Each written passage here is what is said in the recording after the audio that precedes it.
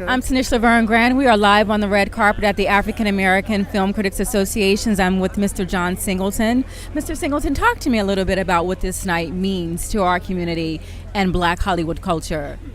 It means that we're just honoring our own. You know, we are, whether or not we know, all of us know each other or not, we all have a collective family in an ongoing tradition of storytelling. Okay. And storytelling on a whole other level. I mean, our ancestors were, founded on the tradition of African oral storytelling, but this is on a different canvas. This is on a big wide canvas, a big screen. I like that. And so, I don't think enough people in this business really take that to heart and the responsibility to do well and have as much soul and blackness in what they do. You know what I mean? Yeah. They try to do just enough. So, we don't do what everybody else does. That's what we're innovative. We create and we create something new. We blaze a trail. And so we can't just do the black version of something what some other culture does. We have to do our version of what, propagate out to the world, tell our voices. Well, let me ask you this. In the spirit of Selma and celebrating Ava DuVernay tonight, we're 50 years later from the Voting Rights Act of 1964.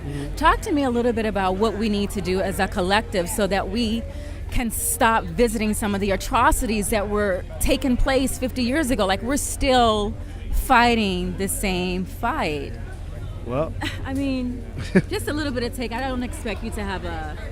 I can't give a whole treatise on why, Western civilization, has its pitfalls for displaced African peoples in a whole interview on the red carpet right now. I mean, what do you think? What happens? Like, where do we need to start? I mean, what do you think we need to start with us, with accepting responsibility and culpability for our legacy? Well, first of all, we need to start thinking about ourselves as a collective more, not as just self-evident individuals. In the way that the people who, even though they were battered down by different forces, 40 years ago, people were like, hey, I love you, sister. Right. Brothers like, I love you, brother. Right. I think you need to start there first. And I think that's a whole missing thing in a generation. And, people are more celebrating ignorance and kind of that mentality, like self-destruct. You know what I mean? And that's not going to get us nowhere. Right. We can't fight a battle. People don't realize that we're in a constant battle for our survivals in this country. And people are surprised that,